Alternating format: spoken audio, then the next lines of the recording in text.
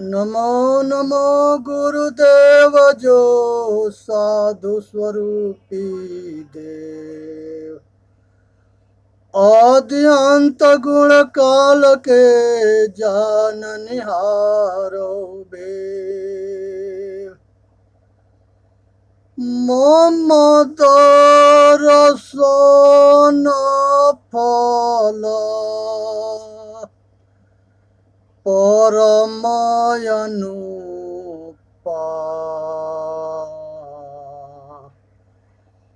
जीव पवन सहज स्वरूपा आत्मयनुभव सो सुप्रकाशु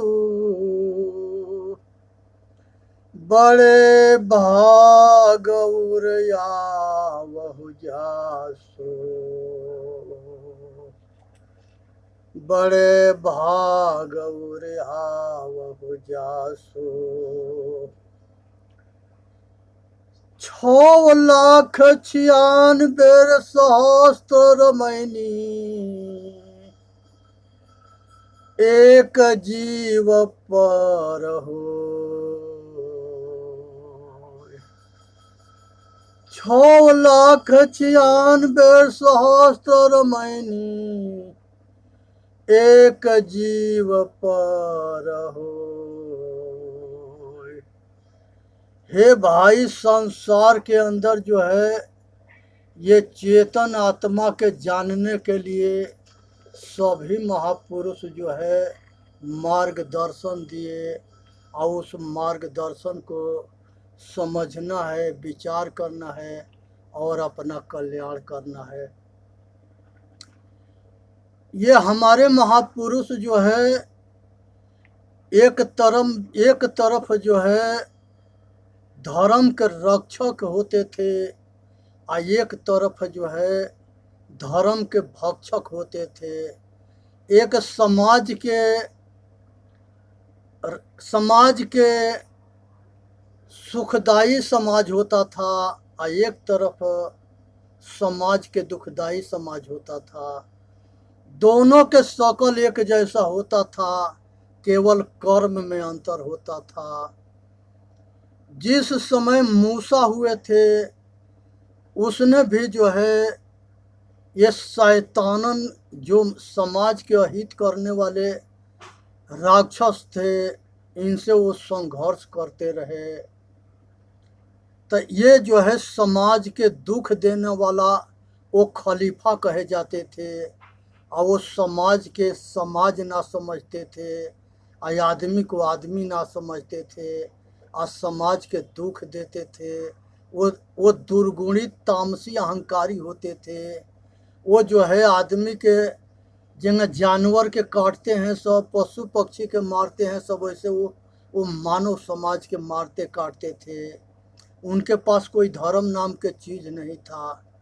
उस समय बहुत घोर अत्याचार के बीच में मूसा भी हुए थे और मूसा ने भी जो है काफ़ी संघर्ष करके आज उनका लोग याद करते हैं तो इसी बेस पर याद करते हैं कि वो समाज के रक्षा के लिए अपना जीवन कुर्बान किए।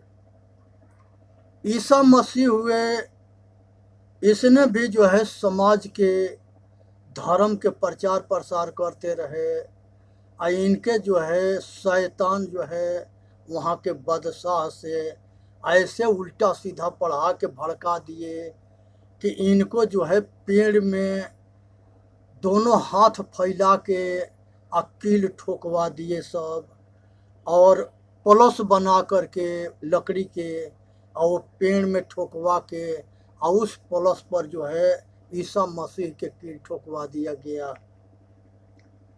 यही कहते रहे कि हम ईश्वर पुत्र है संसार के, और वो बादशाह कहता था कि आज हम तेरा ईश्वर के ताकत को देखेंगे। उसने पलस बना करके उसी में ईसा मसीह के दोनों हाथ फैला के सीना में कील ठोक दिया और दोनों हाथ में कील ठोक दिया। ईसा मसीह वही पेड़ पर सूख के मर गए और कोई नहीं बचाने आया। ये सोचने और विचारने की विषय है। एक मंदिर में जो है एक पुजारी के एक बाघ जो है उठा के लेकर के आ जाके फाड़ के खा गया जंगल में। और वो बैठ के शेरा वाली के सारे देवता के रातों दिन पूजा करता था। फिर भी आदमी होश में ना है, समझ में ना आता है कि ये मूर्ति में कोई जान ना है, ये मूर्ति अपना रक्षा नहीं कर सकती, तो ये हमारा रक्षा क्या करेगी। वो पंडित के तो एक स्वार्थ है कि वहाँ से उसके पैसा के इनकम होता है, तो वो अपना जीविका के पालता है या अपना गुजर बसर करता है। लेकिन बाकी को क्या, बाकी वहाँ लुटाने के लिए जाते हैं।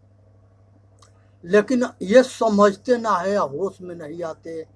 बहुत बड़ा दुर्भाग्य है मनुष्य जन्म के।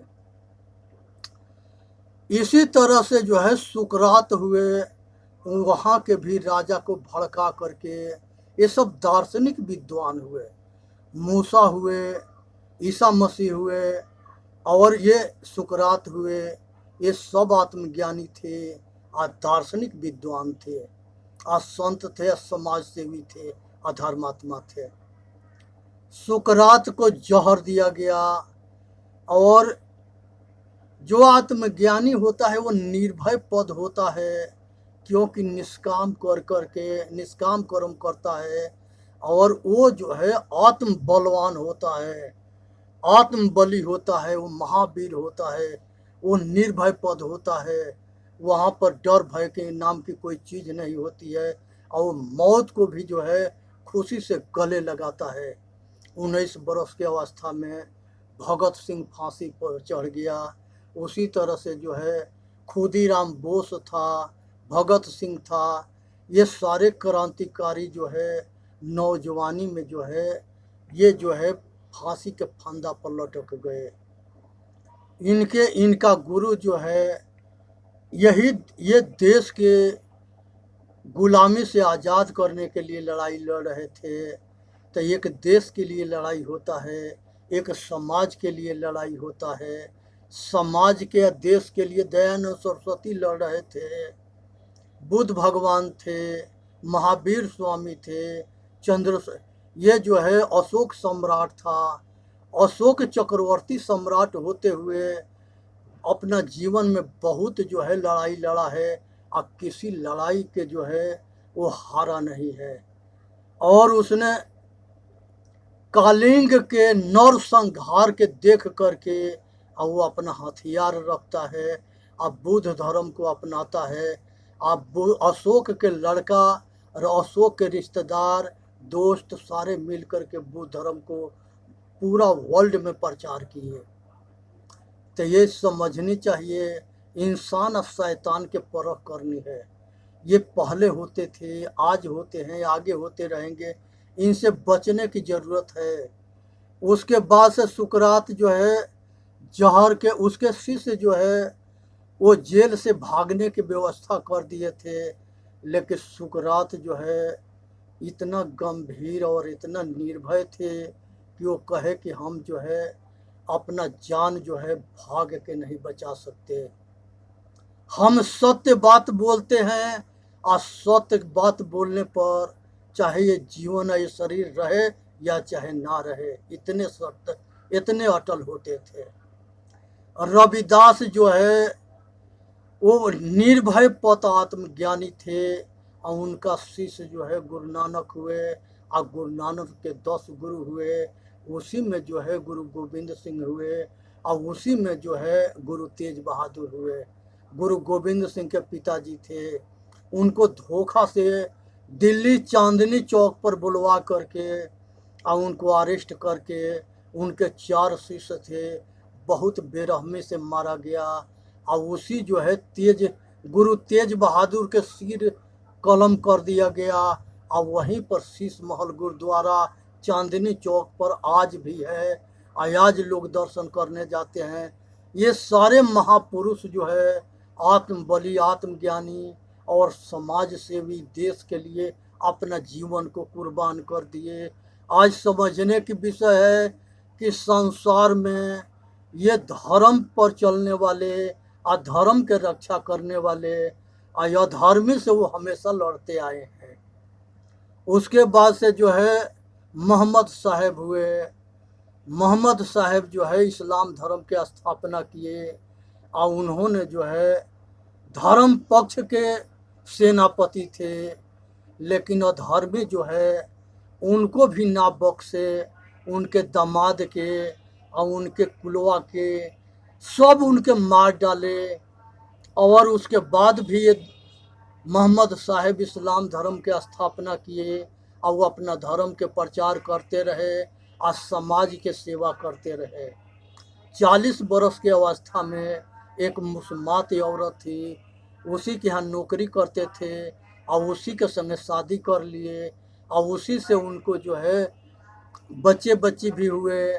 और संसार के जो है उनका जो है एक दामाद था, वो दामाद को भी मार डाले सब, उनके पुत्री को भी मार डाले सब। उनका ससुर जो है खलीफा बना उनके जाने के बाद। ये खलीफा जो है लुटेरा होते थे, तलवार और घोड़ा पर चढ़ करके जिसको देखते थे उसको लूट लेते थे। ये मक्का मदीना में सब उन्हीं लोगों के कब्जा था। ये जो है सुकरात के एक शिष्य हुआ प्लेटो, ये दार्शनिक विद्वान थे। इन्होंने भी समाज के लिए जो है बहुत उपदेश दिए और समाज कल्याण के लिए बहुत काम किए। इनका भी इतिहास बहुत अच्छा उज्जवल था। ये भी समाज के रक्षक हुए। एक तरफ मक्का में जो है ये रावण के बहन जो है सुपनेखा थी, उसी के ये सब वंशज हैं। एक तरफ जो है जो प्रहलाद के लेके बैठी थी हिरण्यकश्यपु के बहन होलिका, उसका भी खानदान है। ये दोनों के खानदान सब यही राक्षस हुए, यही दानव हुए, यही शैतान हुए। ये सब के गुरु शुक्राचार्य थे जो विश्वकर्मा जी के दामाद थे।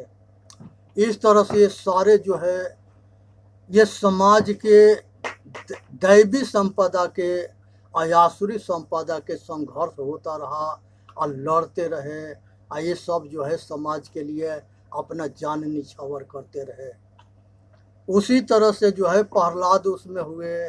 प्रहलाद जो है धर्मात्मा राजा हुए, राक्षसन के वंशज में हुए और हिरण्यकश्यपु के लड़का हुए। नरसिंह भगवान जो है हिरण्यकश्यपु को मारे थे।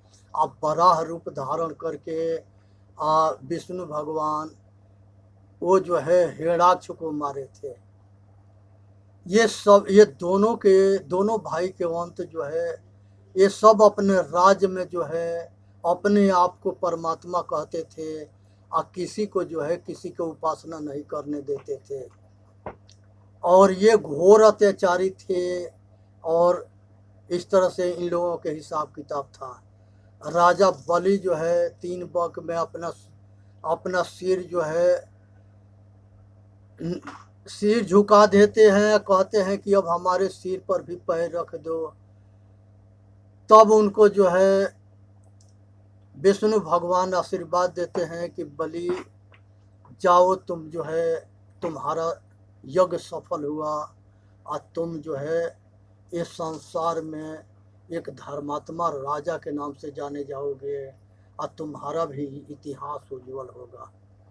इसलिए संसार के अंदर जो है ये ज्ञान मार्गी और विश्वास मार्गी ये पहले दोनों अलग अलग थे, आज भी अलग हैं, आगे भी अलग रहेंगे। ये हमेशा आपस में लड़ते रहते हैं।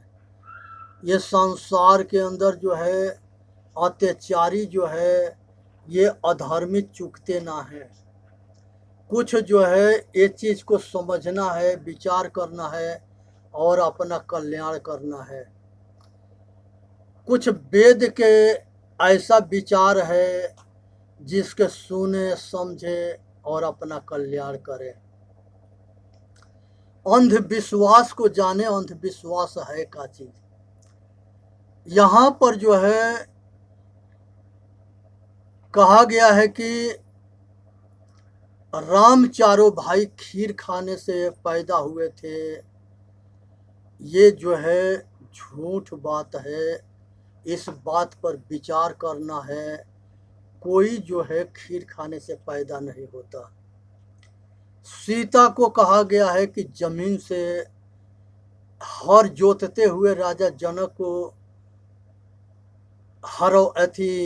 हर के जोतने से निकली थी जमीन से। ये भी झूठ बात है। जमीन से कोई लड़की नहीं निकलती। ये जो है कर्ण जो है सूर्य के पुत्र है, ऐसा जो है महाभारत में कहा गया है। सूर्य आके के बोला था। एक सूर्य जो है दिल्ली का राजा था। तो वो अगर वो यहाँ कोई राजा या कोई सूर्य नाम के ऐसा महापुरुष होगा जिससे कर्ण पैदा हुआ होगा, लेकिन उसको महिमा बढ़ाने के लिए आकाश के सूर्य से जोड़ा गया है। वो जड़ है, आग के गोला है। वो अपने आप को नहीं जानता कि हम आग के गोला हैं। वो दूसरे को कैसे पैदा कर सकता है। इस पाखंड से बचना ना है। ये पाखंडी जो है अपने कलम से जो नहीं होने वाला है वो काम को करके दिखाए हैं और लोग अज्ञान के वजह से मानते आए हैं। लेकिन आज वो समय नहीं रहा। आज सभी आँख फोर हो गए, ज्ञान मार्गी हो गए, विवेकी हो गए और वो पाखंड के अंत होना है, निश्चित अंत होना है। ये सबके आँख में धूर झोंकते आए हैं, लोग के मूर्ख बनाते आए हैं। इनके नीति थी अंग्रेजन जैसा, फूट करो, राज करो, मूर्ख बनाओ, पैसा कमाओ, लोग के भला से मतलब ना है, लोग भाड़ में जाए, हमारे पैसा कमाने से मतलब है।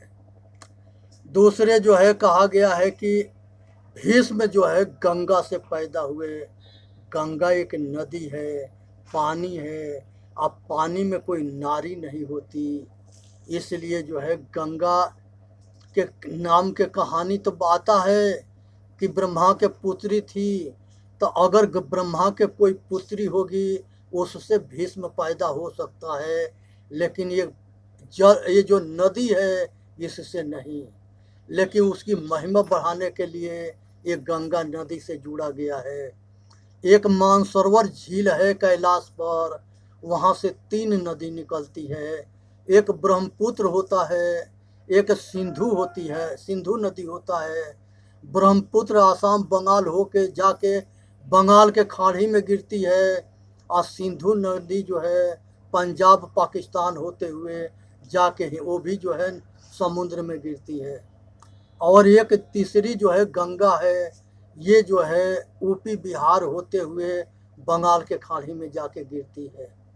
इसलिए जो है ये तीनों नदी के नारी के रूप में लोग इसको मान के पूजा करते हैं। और ये जड़ है, ये अपने आप को नहीं जानती और ना ये अपना कल्याण कर सकती है, तो और को कल्याण कैसे करेगी।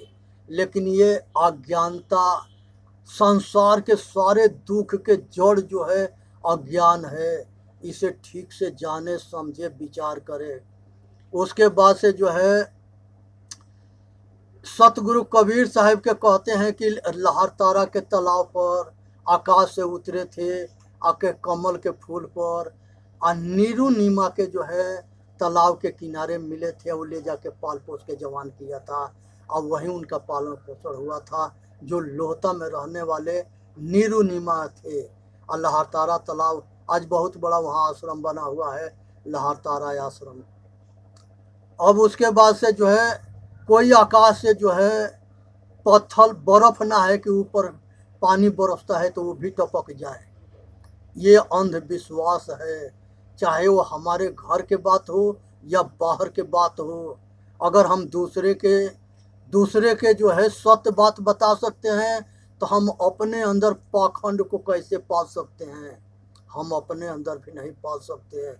सत्य सत्य होता है और असत्य असत्य होता है। कृष्ण भगवान गीता में कहते हैं कि हे अर्जुन, जिसके असि तत्व है वह मिट नहीं सकता और जिसके अस्तित्व नहीं है वो हो नहीं सकता। इसलिए जो है ये कबीर साहब के भी जो है ये भी अंधविश्वास है, ऐसा नहीं हो सकता। अगस्त ऋषि के कहते हैं कि ये जो है घड़ा से पैदा हुए थे। संसार के अंदर जो है अगस्त ऋषि जो है ये घड़े से पैदा नहीं हुए थे। और कहते हैं कि अगस्त ऋषि समुद्र को पी गए थे। ऐसा भी ये भी जो है एक मन गढ़ंत कहानी है, ऐसा नहीं हो सकता। इसलिए विचार करनी है, अपने विवेक के कसौटी पर कसनी है, और जो सत ठहरे उसे रखनी है और सत्य को छोड़ते जानी है। उसके बाद से सुखदेव जी को कहते हैं सब कि ये सुगा से पैदा हुआ। ये भी जो है मन गढ़ंत कहानी है। सुखदेव बहुत ऊंच-कूट के ऋषि थे और वेद व्यास के पुत्र थे। उसी तरह से जो है गोरख के नाथ बाबा के कहते हैं सब कि ये घूरा से पैदा हो गए। मच्छंदर नाथ के कहते हैं सब कि ये मछली से पैदा हो गए। हनुमान के मकरध्वज जो है हनुमान के, वो भी उसको बताते हैं कि वो भी मछली से पैदा हो गए और हनुमान के पुत्र हो गए। हनुमान के शादी नहीं हुआ था, पुत्र कहाँ से आ गया? ये पंडित के कलम से आ गया। ये पाखंडी जो है अपने मतलब स्वार्थ के लिए लोग के आंख में धूरा झोंकते रहे, मूर्ख बनाते रहे, ये अपना कलम से पैदा करते रहे। इसलिए पाखंडी के बात को ना माननी है, इसको विवेक करना है, विचार करना है। प्रकृति के नियम जो है सबके लिए एक है, और प्रकृति में जो आज दिखाई देता है वही पीछे था और यही आगे रहेगा। प्रकृति के नियम में बदलाव ना होता है, प्रकृति अपने नियम पर अटल सत्य है। इसलिए विचार करो, सोचो, समझो। और इसी तरह से हनुमान के कहते हैं ये जो है हवाई जहाज खान उड़ता था, पहाड़ लेकर के आ गया। ये जो है हनुमान जो है धरती आसमान में जस जस सुरसा बदन बढ़ावा, तस दुमना प्रभु रूप दिखावा। 16 जोजन मुखतः भयऊ, तुरंत पवन सुख 32 भयऊ। ये सारा पाखंड जो है तुलसीदास के कलम ने किया था, ऐसा नहीं हो सकता। ये मनुष्य जो है 3.5 हाथ के होता है, इससे बड़ा नहीं होता है। अगर दानव राक्षस जो दिखाया गया है वो ज़्यादा होगा तो 10, 12, 15, 20 फुट तक ले हो सकता है। वो जो है 24 फुट तक ले हो सकता है, इससे बड़ा नहीं हो सकता। यहाँ पर लोग के जो है उसकी महिमा बढ़ाने के लिए ये सारे पाखंड को जन्म दिया गया। हनुमान के नाना नानी थे गौतम ऋषि, अवहिल्या, तारा और अंजनी। ये किसी के पूंछ नहीं था, तो इसके औलाद पूंछ वाला कहाँ से आ गया? ये सारे जो है नौटंकी करते थे, तब पूंछ लगा करके मनोरंजन करते थे।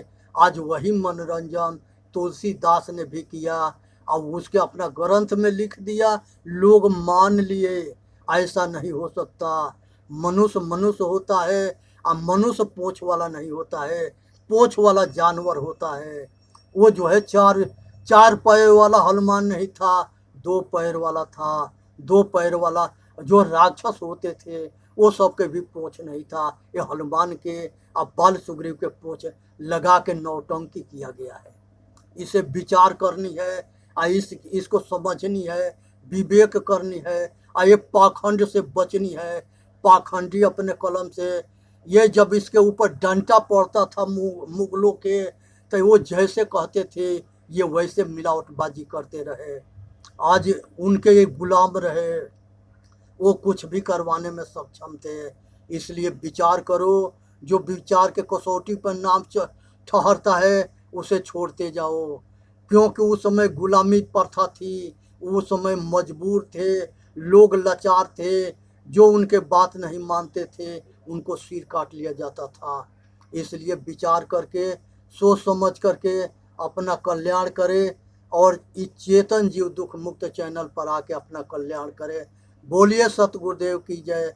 साहेब बंदगी, साहेब बंदगी, साहेब बंदगी।